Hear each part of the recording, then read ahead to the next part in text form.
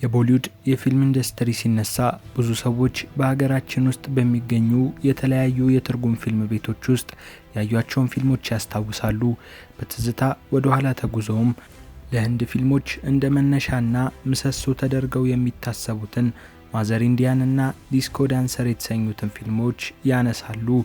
እነዚህ ፊልሞች ከተሰሩበት ጊዜ አንስቶ እስካሁን ጊዜ ድረስ ባሉት በርካታ ዓመታትም ውስጥ የህንድ ፊልም በዘመን አመጣሽ የቀረጻና የኤዲቲንግ መሳሪያዎች እየታገዘ አሁን ለደረሰበት ከፍታ በቅቷል። ታዲያኛም ከነዚህ የቦሊውድ ፊልም ኢንዱስትሪ ውስጥ እንዳሽን ከፈሉ ድንቅ የጥበብ ስራዎች መካከል አንዱን ፊልም መርጠን እናስቃኛቸዋለን። ፊልሙ ዱራንዳር ይሰኛል። የተሰራበት ዓመትም እንደ አውሮፓውያን ዘመን ቀመር 2025 ሲሆን ከሀገር ህንድ አልፎ በመላው ዓለም ውስጥ ከፍተኛ የሆነ እይታና ገቢ ሊያስገኝ የቻለ ፊልም ነው። አሁን በቀጥታ ወደ ፊልሙ ዝርዝር ሐሳብ እናመራለን። አብራችሁን ቆዩ። ሽብርተኝነትና የሀገር ፍቅር ስሜት በህንድ የፊልም ኢንዱስትሪ ውስጥ በተደጋጋሚ የሚነሱ ጭብጦች ናቸው። ነገር ግን ዱራንዳር የተሰኘውና ተዋናይ ራንቪር ሲንግ የሚተውንበት አዲሱ ፊልም እውነተኛ ክስተቶችን ከፈጠራ ታሪክ ጋር በማዋሃድ እጅግ ልዩ በሆነ መልኩ ቀርቧል። ይህ ታሪክ የህንድ ደህንነት ተቋማትን አገራቸውን ከጠላት ለመከላከል የሚያደርጉትን ምስጢራዊ ተልዕኮና ለሀገር ሲሉ ማንነታቸውን የቀየሩ ጀግኖችን ህይወት ይቃኛል። የፊልሙ ታሪክ የሚጀምረው እንደ አውሮፓውያን ዘመን አቆጣጠር በ1999 ዓ.ም ነው። በወቅቱ የፓኪስታን አሸባሪዎች የህንድ አየር መንገድ የሆነውን IC-814 አውሮፕላንን ጠልፈው ነበር። የህንድ የስለላ ድርጅት በምህጻሩ አይቢ ዳይሬክተር የነበረው አጃይ ሳንያል ከአሸባሪዎቹ ጋር ስምምነት በማድረግ መንገደኞችን ማስለቀቅ ቢችልም በድርጊቱ ግን በጣም ተቆጥቶ ነበር። ለዚህ ድርጊት አጸፋዊ ምላሽ ለመስጠት ቢፈልግም ከበላዮቹ ፈቃድ አላገኘም ነበር። ነገር ግን ከሁለት ዓመታት በኋላ ማለትም በፈረንጆቹ 2001 ዓመተ ምህረት የህንድ ፓርላማ ላይ የሽብር ጥቃት ሲፈጸም ሁኔታው ተቀየረ። የህንድ መንግስት ለአጥቂዎቹ ተገቢውን ምላሽ ለመስጠት ኦፕሬሽን ዱራንዳር የተባለውን ምስጢራዊ ተልዕኮ አጸደቀ። የዚህ ተልዕኮ ዓላማ አንድን የህንድ ወታደር ወደ ፓኪስታን በመላክ እዚያ ባለው የወንጀለኞች ዓለም ውስጥ ሰርጎ እንዲገባና ምስጢራዊ መረጃዎችን እንዲያቀብል ማድረግ ነበር። ታዲያ ለዚህ አደገኛ ተልዕኮ የተመረጠው ወጣት ጃክሲራት ሲንግ ይባላል። ጃክሲራት ቀደም ሲል በፈጸመው ከባድ ወንጀል ምክንያት የዕድሜ ልክ እስራት ወይም የሞት ፍርድ የሚጠብቀው ወጣት ነበር። ዳይሬክተር አጃይ ሳንያል ግን ለወጣቱ አዲስ ዓላማ ሰጠው። ያገኘውን የወንጀለኛነት ስሜት ወደ ሀገር ፍቅር ስሜት እንዲለውጠው አደረገው። ጃክሲራት ለ3 ዓመታት ጠንካራ ስልጠና ካገኘ በኋላ በ2004 ሐምዛ አሊ በሚል አዲስ ስም ወደ ፓኪስታን ተላከ። በካራቺ ያለው አደገኛ ዓለም ሐምዛ ካራቺ ውስጥ በሚገኘውና እጅግ አደገኛ በሆነው ሊያሪ በተባለ ስፍራ ውስጥ መኖር ጀመረ። እዚያም አላም በተባለ የህንድ ሰላይ ስር በጭማቂ መሸጫ ሱቅ ውስጥ መስራት ጀመረ። በሊያሪ ሰፈር ውስጥ ሁለት ዋና የወንጀለኛ ቡድኖች ነበሩ። አንደኛው በባቡ ዳካይት የሚመራው የፓሽቱን ቡድን ሲሆን ሁለተኛው ደግሞ በራህማን ባሎክ የሚመራው የባሎክ ብሔር ቡድን ነው። ሐምዛ ወደ ራህማን ባሎክ ቡድን ለመጠጋት አጋጣሚውን ይጠባበቅ ነበር። አንድ ቀን የባቡ ዳካይት ሰዎች የራህማን ልጆችን ለመግደል ሲሞክሩ ሐምዛ ጣልቃ በመግባት የራህማንን ታናሽ ልጅ ፋይዛልን አተረፈ። በዚህ ድርጊቱ ራህማን በጣም ተደስቶ ሐምዛን የቡድኑ አባል አደረገው። ሐምዛ ስለ መሳሪያዎች የነበረው ሰፊ ዕውቀትና ብልሃት በፍጥነት የራህማን የቅርብ ረዳት እንዲሆን አደረገው። የፖለቲካው ሹክሹክታና የሽብር ሴራ በዚህ መሃል ጃሚል የተባለ ፖለቲከኛ ከራህማን ቡድን ጋር በመተባበር ለምርጫ ይዘጋጃል።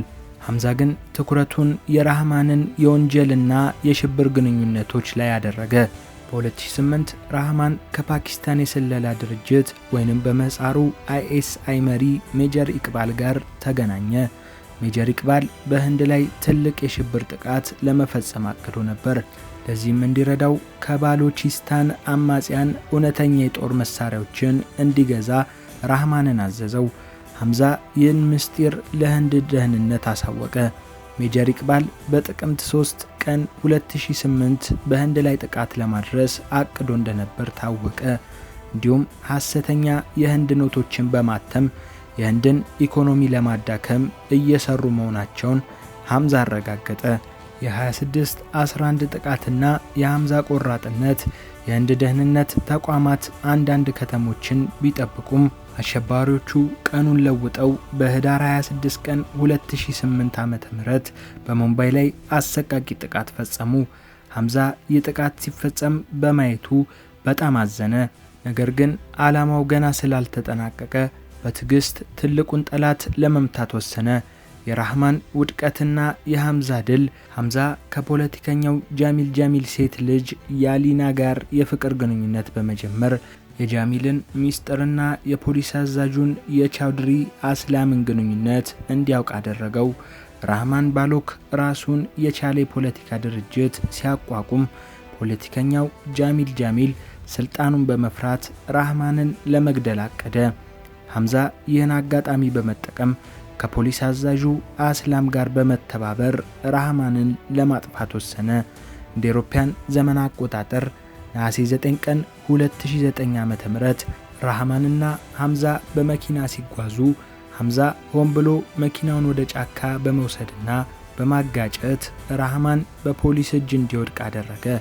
በጫካው ውስጥ በተደረገ ፍልሚያ ራህማን ክፉኛ ቆሰልና በኋላም በሆስፒታል አረፈ። ሐምዛ ግን ለዓለም ሲታይ ራህማንን ለማዳን ሲታገል የነበረ ታማኝ ሰው መስሎ ቀረበ። በዚህም በወንጀለኞቹ ዓለም ያለውን ተቀባይነት አረጋገጠ። የፊልሙ የመጀመሪያ ክፍል ሐምዛ ራህማን ባሎክን በማጥፋት ተልእኮን ሲያጠናቅቅ ያበቃል።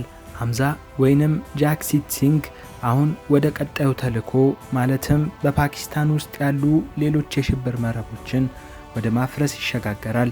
ዱራንደር ለአገር ሲባል የሚከፈልን መስዋዕትነትና የስለላ ጥበብን በከፍተኛ ደረጃ የሚያሳይ ፊልም ነው።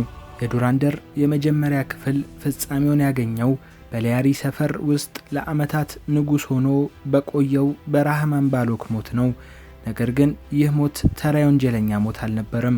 የራህማን መውደቅ በፓኪስታን የወንጀል ታሪክና ትስስር ውስጥ ትልቅ ክፍተት የፈጠረ ክስተት ነው። ሐምዛ አሊ ወይንም ጃስኪት ሲንግ ራህማንን ወደ ሞት አፋፍ ያደረሰው በጠመንጃ ኃይል ብቻ ሳይሆን በረቀቀ የተንኮልና የስትራቴጂካዊ ጥበብ ጭምር ነው። በጫካው ውስጥ የተደረገው የአሰቃቂ ፍልሚያ ሐምዛ ለዓመታት በውስጡ አፍኖት የቆየውን ንዴትና ለሀገሩ ያለውን ፍቅር የገለጸበት አጋጣሚ ነበር። ራህማን ሲሞት ሐምዛ ግን እንደ ተሸናፊ ሳይሆን እንደ ጀግና ወደ ሊያሪ ተመለሰ። የሐምዛ ትልቁ ስኬት ራህማንን መግደሉ ብቻ አይደለም፣ ይልቁንም ግድያውን የፈጸመው እሱ ሆኖ ሳለ የራህማን ቤተሰቦችና የሊያሪ ሕዝብ ግን ሐምዛን እንደ ታማኝ ጠባቂ ማየታቸው ነበር። ሐምዛ የቆሰለውን ራህማን በደሙ እየታጠበ ወደ ሆስፒታል ይዞት ሲሮጥ የታየበት ትዕይንት በሕዝቡ ዘንድ የማይናወጥ ተቀባይነትን አትርፎለታል። ይህ የታማኝነት ጭንብል ሐምዛን በቀጣይ በፓኪስታን ከፍተኛ የሥልጣን እርከን ላይ ለመቀመጥ የሚያስችለውን ቁልፍ ቦታ ሰጥቶታል። በወንጀለኞች ዓለም ውስጥ እምነት ከገንዘብ በላይ ዋጋ አለው። ሐምዛ ደግሞ ይህንን እምነት በደም ገዝቶታል። ወደ ኋላ መለስ ብለን ስንመለከት ጃግሲት ሲንግ ከእስር ቤት ተመርጦ ወደ ፓኪስታን ሲላክ የነበረው ማንነትና ዛሬ ራህማን ባሎክን ከገደለ በኋላ ያለው ማንነት ሰማይና ምድር ናቸው። ጃስኪት መጀመሪያ ላይ ስራውን የጀመረው ለሕይወቱ ዋስትና ለማግኘትና ከእስር ለማምለጥ ነበር። ነገር ግን በሂደት በተለይ ደግሞ የ26/11 የሙምባይ ጥቃትን ካየ በኋላ ተልእኮ ወደ ግል በቀልና ወደ ጥልቅ ብሔራዊ ስሜት ተለወጠ። በጠላት ሰፈር ውስጥ ሆኖ የገዛ ወገኖቹ ሲረግፉ ማየት በጃስኪራት ውስጥ የነበረውን ወንጀለኛ ማንነት ገድሎ መስዋዕትነትን የሚመርጥ ጀግና ወልዷል። ፊልሙ በግልጽ እንደሚያሳየው በፓኪስታን ውስጥ የወንጀል ቡድኖች ያለ ፖለቲከኞች ድጋፍ ሊቆሙ አይችሉም። ጃሚል የራሱን ስልጣን ለማስጠበቅ ሲል ራህማንን ለመግደል ከሐምዛ ጋር ተባብሯል። ነገር ግን ጃሚል ሳያውቀው የገዛ ባቡን በጉያው እያሳደገ ነው። ሐምዛ የጃሚልን ልጅ ያሊናን ማግባቱና የጃሚልን ሚስጥራዊ ቪዲዮዎች መያዙ ጃሚልን የሐምዛ መጫወቻ አድርጎታል። በቀጣይ ክፍል ሐምዛ ጃሚልን ተጠቅሞ የፓኪስታንን ፖለቲካዊ መዋቅር እንዴት እንደበጠበጠው ፍንጭ የሚሰጥ ትዕይንት ነው። ራህማን ባሎክ መሞቱ ለፓኪስታን የስለላ ድርጅት ትልቅ ኪሳራ ነው። ሜጀር ኢቅባል በህንድ ላይ ለሚያቅደው የሽብር ጥቃት ራህማን ዋናው መሳሪያው ነበር። አሁን ግን ያ መሳሪያ ተሰብሯል። ሜጀር ኢቅባል በራህማን ሞት ዙሪያ ጥርጣሬዎች ሊኖሩት እንደሚችሉ ቢገመትም የሐምዛ አሊ ጀግንነት ግን ጥርጣሬውን እንዲደበቅ አድርጎታል። ሆኖም ሐምዛ በቀጣይ ተልዕኮ በቀጣይ ከሜጀር ኢቅባል ጋር ፊት ለፊት እንደሚጋጠም ይጠበቃል። የሐምዛ ዓላማ ራህማንን መግደል ብቻ ሳይሆን በስተጀርባ ያለውን የሽብር መረብ ሙሉ በሙሉ ማድረቅ ነው። ያሊና በፊልም ውስጥ እጅግ አስቸጋሪ ቦታ ላይ የምትገኝ ገጸ ባህሪ ናት። ለሐምዛ ያላት ፍቅር እውነተኛ ቢሆንም ሐምዛ ግን ለእሷ ያለው ስሜት በተልዕኮ ላይ ተመሰረተ ነው። ያሊና አባቷን በመክዳት ለሐምዛ መረጃዎችን ስትሰጥ የነበረው በንጹህ ፍቅር ተገፋፍታ ነው። ነገር ግን ሐምዛ እውነተኛ ማንነቱ ጃስኪራት የተባለ የህንድ ሰላይ መሆኑን ስታውቅ ምን ሊፈጠር ይችላል?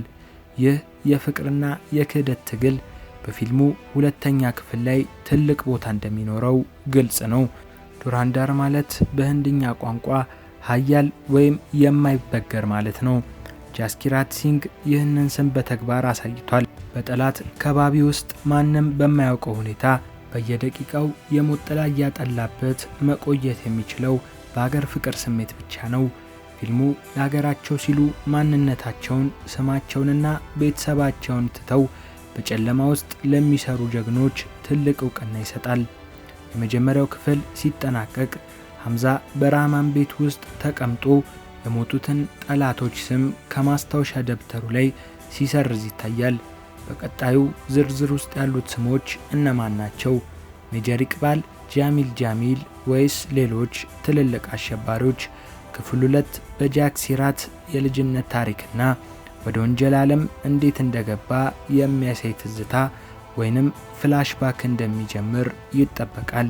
ራንቪር ሲንግ በሐምዛ አሊ ገጸ ባህሪ ውስጥ ያሳየው ብቃት እጅግ አስደናቂ ነው። የወንጀለኛውን ብቃትና የሰላዩን ብልህነት አጣምሮ ያያያዘበት መንገድ ለፊልሙ ስኬት ትልቅ አስተዋጽኦ አድርጓል። የካራቺን ጎዳናዎችና የሊያሪን ሰፈር አቀራረብ እውነተኛነት ወይንም ደግሞ በእንግሊዘኛው ሪያሊዝም ተመልካቹ ራሱን በዚህ ዓለም ውስጥ እንዲያገኘው ያደርገዋል። በአጠቃላይ ዱራንደር ተራ የድርጊት ፊልም አይደለም።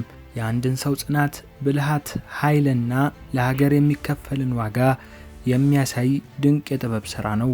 ክፍል 1 ታሪኩን በሚገባ አደራጅቶና ተመልካችን በከፍተኛ ጉጉት ውስጥ ጥሎ ተጠናቋል። እንግዲህ ታሪኩን በአጠቃላይ ስንመለከተው ዱራንዳር ከቀላል የድርጊት ፊልምነት ባለፈ የአንድን ሰው ማንነት የመቀየርና ለሀገር የሚከፈልን ጥልቅ መስዋዕትነት የሚያሳይ ድንቅ ሥራ ነው። ጃስኪራት ሲንግ ከሞት ፍርድ ጥላ ስር ወጥቶ ስምና ማንነቱን ቀይሮ በጠላት እምብርት ውስጥ ተደብቆ የሰራው ሥራ የሰው ልጅ ለሚያምንበት ዓላማ ያለውን ጽናት ይገልጻል። ራህማን ባሎክን በመጣል የጀመረው ይህ ጉዞ በክፍል 1 ማብቂያ ላይ ሐምዛን በፓኪስታን የወንጀልና የፖለቲካ መዋቅር ውስጥ ከፍተኛ ቦታ ላይ ያስቀምጦታል። የፍጻሜ ለተመልካቹ የሚሰጠው ትልቅ መልእክት ቢኖር እውነተኛው ጀግንነት በታዋቂነት ሳይሆን በውጤት፣ በጩኸት ሳይሆን በብልሃት የሚገኝ መሆኑን ነው። ጃስኪራት አሁንም በጠላት መካከል ነው። አሁንም በየሰከንዱ የሞት ጥላ ያንዣብብበታል። ነገር ግን ያለበት የሀገር ፍቅር ስሜት ፍርሃቶቹን አሽቀንጥሮ እንዲጥል አድርጎታል። በክፍል 2 የሚጠበቀው ትልቁ ፍንዳታ የዚህ ሚስጥራዊ ጀግና ማንነት ሲጋለጥና በህንድና በፓኪስታን መካከል ያለው የስለላ ጦርነት ወደ መጨረሻው ምዕራፍ ሲሸጋገር የምናይበት ይሆናል። ከዚህም ጋር ተያይዞ የሚነሱ ጥያቄዎች አሉ። ጃስኪራት ሲንግ እስከ መቼ በሐምዛ አሊ ጭንብል ውስጥ ሊቆይ ይችላል? እውነት ሲጋለጥስ ምን ይፈጠር ይሆን? መልሱን በክፍል 2 የምናገኘው ይሆናል። የዛሬው ዝግጅታችን ይህንን ይመስል ነበር። ስለ ዱራንዳር ፊልም ታሪክ ምን ተሰማችሁ? በጣም የምትወዷቸው ፊልሙ ላይ ያሉት ትዕይንቶችስ የትኞቹ ናቸው? አስተያየታችሁን ኮሜንት ላይ አስፍሩልን። ቪዲዮን ከወደዳችሁት ላይክ በማድረግ ለሌሎች እንዲደርስ አድርጉ። ለቻናላችን አዲስ ከሆናችሁ ደግሞ የደውል ምልክቷን በመጫን ሰብስክራይብ ያድርጉ። በቀጣይስ የትኛውን ፊልም ታሪክ እንድንሰራላችሁ ትፈልጋላችሁ? ሐሳባችሁን አጋሩን። በሌላ ቪዲዮ እስክንገናኝ ቸር ጊዜ ተመኘን።